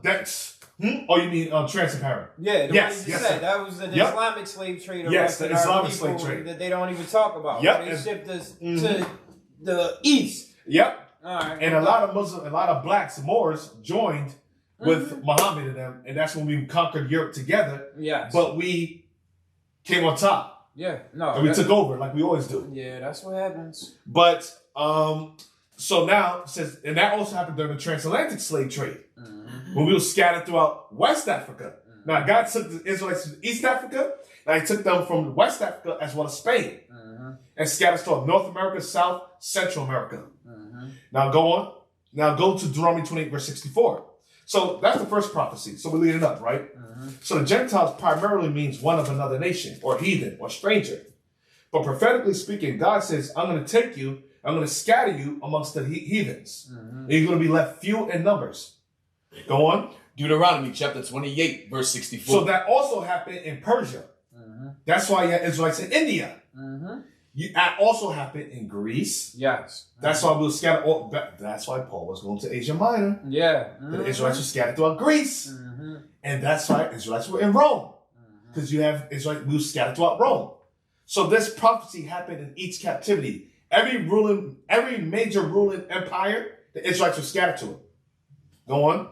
And the Lord shall scatter thee among all people, from the one end of the earth, even unto the other. Who does that fit by us? Nobody. Nobody. This is the white man's book. All right. Yeah, that's what throws me off. You ain't read it then. That's a problem. Or you don't want to read. Yeah. Ignorance is not bliss. You willfully want to stay ignorant. Yeah. Go on. And there thou shalt serve other gods. So the places that we were scattered, remember, we would be left few in number amongst the heathen. And once we were scattered there, once we settled down, we started serving what? Serving other gods. And there's those places of our captivity, we started serving their gods. Go on. Which neither thou nor thy fathers have known, even wood and stone. Just like today. Wood representing the cross, stone representing the cobblestone, or Islam, the two biggest religions. Yeah. So even back then, we were scattered amongst these other nations, and we started worshiping their gods. Give me Psalm chapter 106, verse 35 now. So I'm building a case, showing you how events occurred in chronological order. Yeah. First and foremost, we broke God's laws, and because we broke his laws, God scattered us amongst the nations. Once we got scattered amongst the nations, we assimilated into the society. And we started worshiping the other gods. Go on. Psalm chapter 106, verse 35. But were mingled among the heathen. But we're mingled among the heathen. When you mingle something, you're... Yeah, come on. We all in together. We're assimilated. Yeah. United States of America. We're all Americans. We're mingled among the heathens. Guess what? We're Greek. Oh, we're Romans. We're not Israelites. Go on. And learned their works. We learned their culture. We learned their customs. Yeah. We learned their gods. We learned their habits, their language, the eating habits. We were civilized according to their society, not God's laws. No, because we was uncivilized. I'll say we were uncivilized, Yeah, like, man, those people crazy, man. So we were mingled and we learned their work. Now let's go to Greece. 2 Maccabees chapter 6. So this is the first time you see the actual. Now each captivity, we started taking on attributes of the other nations and worshiping their gods. So now this is the complete conversion that you start reading in the New Testament. Yeah, and like now, hold on, forgetting where we came from. Yes. No different from today. Exactly. Go on. 2 Maccabees chapter 6 and verse 6. Neither was it lawful for a man to keep Sabbath days or ancient feasts, or to profess himself at all to be a Jew. Wait a minute. Wait. So now, we're fast forwarding time. We went from the Syrian captivity, we were scattered throughout. Then you had the Babylonian captivity, we were scattered in. Then you had the Persian and Medo captivity. Then from there, you had Alexander the Greek. During the Greek captivity, that's when Alexander Hellenized all nations on the earth. Everybody was Hellenized. Everybody was calling themselves Greeks or taking on the Greek philosophies or customs. He's supposed to take over the known world, as far as they can say. So read that again. Neither was it lawful for a man to keep Sabbath days. So think about it. It was unlawful. Does that sound similar? The Spanish Inquisition. It was unlawful for us to keep the Sabbath days. We changed the Sabbath day. To a Sunday. Praise the Sunday. Done. Dum dum. No doubt, Sun bro. God. Yeah. Ra. Facts. Gone. or ancient feasts. Or ancient feasts. We couldn't keep Passover. We couldn't keep dedication. We couldn't keep memorial blowing the trumpets. If you ask people, They went to Feast of Tabernacle, all of them. they never even heard of. Our people have never even heard of those feasts. Brother, I'm trying to get out of this indoctrination that I've been in now, and I'm still trying to learn the right way to practice the 6 feasts that, you know, and I really need to be around people that's doing it in a correct manner. Yeah. You know what I mean? That's how I can see and learn and everything, because that's what I want to do with my family. They're like, well, Daddy, we don't celebrate. Then I'm saying, well, we celebrate what God wants to celebrate. Exactly. Hey, you know, we got things that we can do. Let's you know? build. No doubt, brother. Because we got dedication coming up actually Monday night. Monday night? Yeah, Feast of Dedication. I'm calling. Go on. Or to profess himself at all to be a Jew. So, question.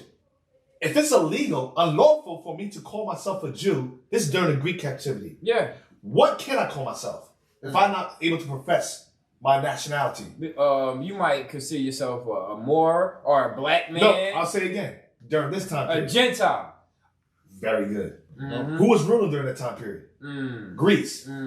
So if I can't call myself a Jew, if I can't keep my Sabbath days, if I was mingled amongst their culture, what do you think I'm going to call myself? A Gentile. Or a Greek. A Greek, exactly, because you live in, but they went to go talk to everybody, though. Like you explained, the Gentiles was all them nations that they went to, because all the prophets went the disciples, they went like in different directions. Yeah, why? Yeah, because the Israelites were in those different directions. Exactly. So if we can't call ourselves, if I can't, like today, if you see the movie Roots, they beat our nationality out of us. Think about it. They change or alter our nationalities. We became Gentiles. You can't call yourself a Jew or for the tribe of Judah. It's unlawful. Now you got to call yourself African American, West Indian American, Haitian American. You got to call yourself Latino, meaning a slave of Spain. Yeah. So you can't call yourself a Jew. Or today, I'm proud to be an American. Remember that song? So that's what Latino mean, slave of Spain.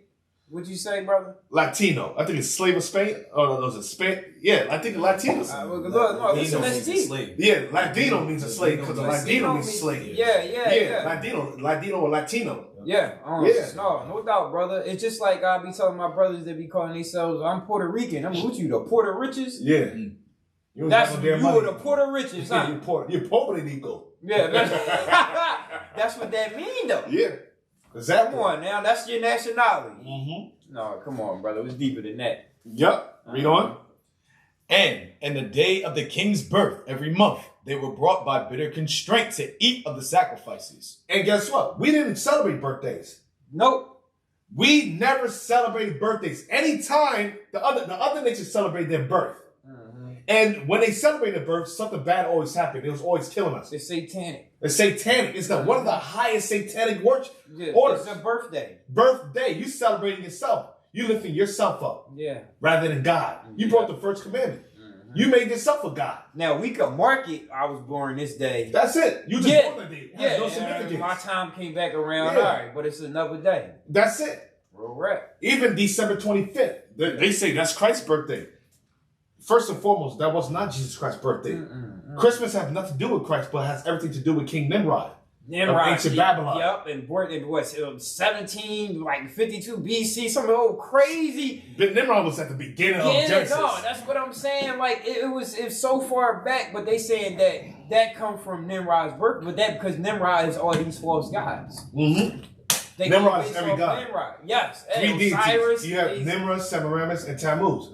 Every god, every holiday, every superhero, every custom, every pagan holiday, your Thanksgiving, your birthdays, your New Year's, your Christmas, your Easter, all comes from those 3 deities, those 3 men and women. Yeah. A man, a woman, and a child. Yeah. You worship 3 figures. Son. That's it. Yeah. All the gods on this earth that's been recycled, reclassified, renamed. That's it. And She people realize took his body parts to different parts of the world. Crazy. No, she was a crazy woman. She was sick. Yo. She was a demon. Yeah. She was a demon. Yeah, man. We gotta tighten up, man. Yeah, we do. Read on. And when the feast of Bacchus was kept. Bacchus, back then was called Bacchus. Or Bacchus is the god of wine and orgy. So today, Bacchus is Bacchanal. Or you see it in the West Indian Day Parade. That's Bacchus. Okay. So what we doing in Brooklyn, in New York, every year when you go, the West Indian Day Parade. When they be coming out, carry ivy. That's our culture. That's Bacchanal or Bacchus after the guy. That's why they said, "What? I'm a carnival baby." That's why during Bacchanal or West Indian Day Parade, what is it about? Orgies, gyrated, twerking, they're fornication, promiscuity, sexual deviancy. It's all about sex. It's also about partying, getting drunk. I remember I went to the West Indian Parade years ago before the show. Guess what? We went to the club after all and found some shorties. That's what it's all about. Gyrating, sex. We have a lot of children were born there that day. Because it's the god of wine and orgy. They do it in Brazil. They walk around. The women walk around naked with their bras and the bikini, whatever. I'll say bras and underwear. And they walk around carrying ivy. They have this. They're dressed up with makeup, all that stuff, and a hat. That's Bacchanal. We was doing that during the time of the Greeks. Same people doing the same thing. Wow. It's different captivity.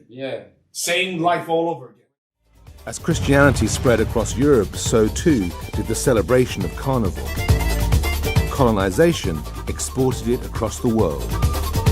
Portuguese colonists took Lent to the shores of Brazil, where they had also taken an estimated 4 million African slaves.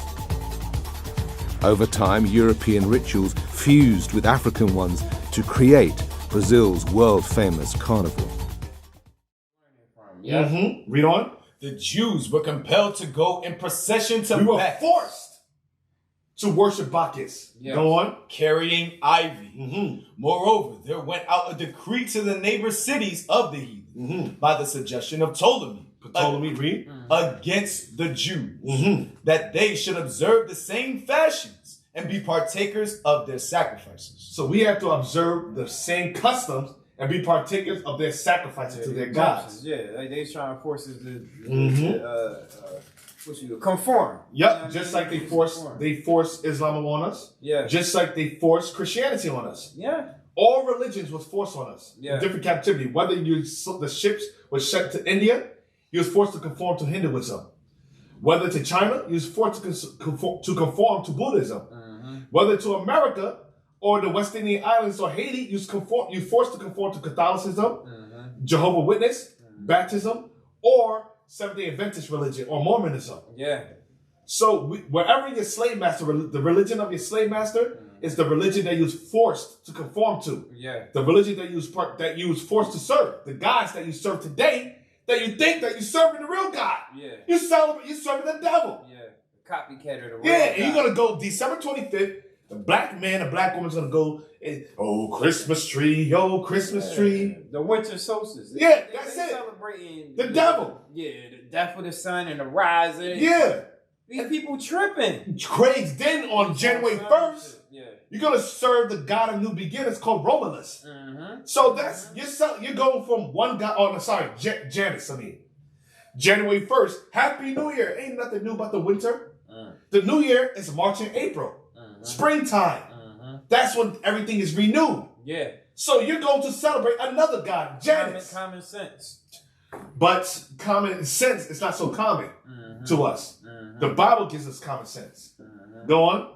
And whoso would not conform themselves to the manner of the Gentiles. Whoso would not conform themselves to the manner of the Gentiles, their language, their customs, their culture, their ideology, their philosophy, the gods they worship, their religion. If you're not conform, meaning you became what? A Gentile. You became a Greek. You became a Roman. Just like today, we became Negropeans. We became Americans. We conform. Now, they call us Gentiles now. That's why people, the black men call us African. You're right. You're a Gentile because you have a Gentile mindset. You have a Negropean way of thinking, a European ideology. European way of dressing, thinking, your culture, the food you eat. You became them. So this is the first time in history you see the actual conversion, the word being linked with the conversion, Gentile. So Gentile originally, now give me 1 Corinthians chapter 12, verse 1. Gentile originally means a person of another nation. But when you go to the compact Zonner Compact Bible Dictionary, it says Gentile. Usually, it means a non-Israelite people. But sometimes, it's reference to those Israelites that were converted. Okay, and that's heavy. And when does it say we supposed to know when to differentiate between when they talking about the non-Israelites? I'm going to show you. Anybody that Paul came to teach, those are Israelites. Get me Matthew 4 verse 17 first. I think 13? 14. Show you. Primarily, the northern kingdom was being called Gentiles. Primarily. Yes. Primarily. Judah was being called Gentiles too. But primarily, the vast majority of tribes that was being called Gentiles was the northern kingdom. Yeah, because they've been going for a long time. Yeah. It's been a long time. They find it over here. Yeah, sure. So primarily, it was northern kingdom. Yeah, okay. Judah was mixing with that. Yeah. But when it's talking about Gentiles, mainly, Paul's ministry was to the northern kingdom of Israel. Yeah. That went off. Okay. Go on. Matthew chapter 4, verse 15. The land of Zebulun and the land of Naphtali, by the way of the sea, beyond Jordan, Galilee of the Gentiles. So Christ is showing you the land of Zebulun and the land of Naphtali. By the way of the sea, beyond Jordan, Galilee, where Galilee is, of the Gentiles. Showing that these Israelites in these lands will be called Gentiles. Throughout the process of history, we took on the ideology and the customs of the other nations where we will be called Gentiles.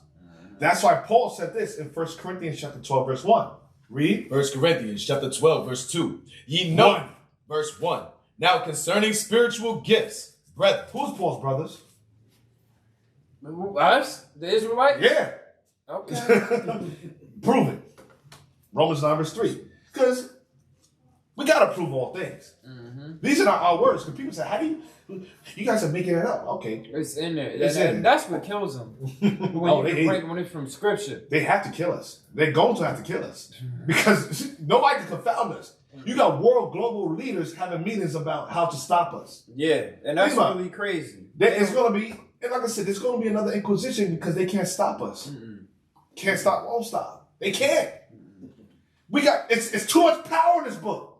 Yeah, it's too much power in this book. That's why we look at the Book of Eli, the movie Book of Eli. Yeah, he said it's just a book. He said it's not just any book. It's not just any book. That's a weapon. You can change the rule of the world with this. Exactly. That's what he said. Go on. Romans chapter 9, verse 3. For I wish that myself were accursed from Christ for my brethren, my kinsmen according to the flesh. So says, for my brethren, my kinsmen according to the flesh. So let's see who's Paul's brethren and who's his kinsmen, meaning his cousin. Those related to him. Read. Who are Israelites? Who are what? Israelites. So the Israelites are Paul's brethren. Now go back. That's all I went out of that. Go. 1 Corinthians chapter 12, verse 1. Read. Now concerning spiritual gifts, brethren. So we identify who's Paul's brethren, who are Israelites. Read. I would not have you ignorant. Ye know that you were Gentiles. You what? Stop. You read it again slowly. Ye know. You know, brother. Read. That ye were Gentiles. That you were, my brothers, Gentiles. Yeah. Your way of thinking was Gentile-like. The foods that you ate was Gentile-like. The clothing that you wear, that stupid Greek toga, was Gentile-like. The language, everything about you was the Gentile, the customs after the Gentiles. Go on. Carried away. Wait. Carried away. I will scatter you amongst the heathen. Deuteronomy 28, verse 64. I scattered them all. Wait, what is it? Just scatter them all over the earth. And then you should serve other gods. No, I don't want that. Carried away. We were scattered throughout these different Gentile regions. Go on. Unto these dumb idols. And we started worshiping their idols. We started worshiping their gods. That's why Paul says, ye were Gentiles. You were Gentiles in the past. And if you was a real Gentile, you can't become an Israelite or can't come back to an Israelite. Because you're not Israel. Think about it. Could they talk something about spiritual Israel? Can I be a spiritual Chinese? Huh? I can't. If I cannot be Because people try to say, "Oh, we're spiritual Israel." Israel is a nationality. It's a race of people. Yeah. I never heard if you call yourself a Chinese, they say, "Oh no, don't call me a Chinese nigga." Yeah. They'll call you a nigga real quick. Real rap. You cannot be a spiritual race. So Israel is a nationality. So we're literal Israelites. So one of another nation cannot convert. They cannot conform to an Israelite. You got to be born an Israelite. So the Gentiles that Paul was going to were Israelites. Give me John chapter 7 verse 35. And there's so many scriptures. No, I know, brother. There's so many scriptures. I'm just taking it in because this was a topic that I kept. Who are the Gentiles? Okay. And then is it salvation for everybody or is it only salvation for us? We went through the Esau thing and it was like it ain't nothing for Esau. You know, but the Gentile and everybody else, what are they? Are they promised? Are they just gonna be under us? But is they gonna be blessed by God, or what's gonna happen to everybody else that's not Israel? What do you think? Remember, every nation had us as slaves. Yeah. What do you think is gonna happen to them? Okay. Jeremiah 30 verse 16.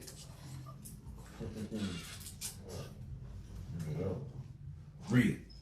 Jeremiah chapter 30, verse 16. Therefore, all they that devour thee shall be devoured. That's gospel. That's right. Go on. And all thine adversaries, All our adversaries, God said. Read. every one of them, Every nation, read. shall go into captivity. That's their lot. That's their future. Everybody's going to captivity. That's what it say. That's what the Bible says. And I can't change it. If it says something different, guess what? We'll preach something different. Yeah. Well, brother, that's the Old Testament. Let's get the New Testament, please. Read. Go on. Revelation chapter 13 and verse 10. He that leadeth into captivity shall go into captivity. This is their future. This is what they got to look forward to. He that go into captivity, he that what? He that leadeth into captivity. Every nation that led us into captivity, read, shall go into captivity. shall every one of them shall go into captivity. That's the New Testament. That's how the mouth of Christ. The Christ that they say, God so loved the world. Christ died for everybody. That's the Christ. So if everybody's going to get salvation, how are they going to go to captivity and receive salvation at the same time? That's contradictory. I think that's a great point to leave out on, brother. You got one last jewel, son, you want to drop on us? It's almost that time for us. Yes, sir. Go to Romans chapter 11, verse 25, because the mystery of the gospel was, or in terms of regarding the Gentiles, was the northern kingdom being grafted back into the fold because there was a division between kingdoms. Like, because of time's sake, we didn't go through the whole history in terms of the division of the kingdoms because like I said, we could do that as the next lesson. Go through a full, thorough history. No, I would love that. Let's do that's that. a heavy topic, Gentiles. So All right, we'll do that. We'll go a lot more in depth because I just gave you like 2 or 3 scriptures, but we could go to, like I said, Cornelius. Yeah. That's a big, I know. That's a big topic, Cornelius. We can go to Romans 11 in terms of the Gentiles being grafted in. Another big topic. We could go to the Samaritan woman. Yeah. So all these questions, like I said, next class, radio show, we'll go to the Gentiles. I like class. I like class. Yes, class. I like class. Yeah, we'll go a lot more in depth. No and clear up any of the confusion of No doubt. That's one thing we were sitting on, brother. And so that's it, man. What y'all got coming up?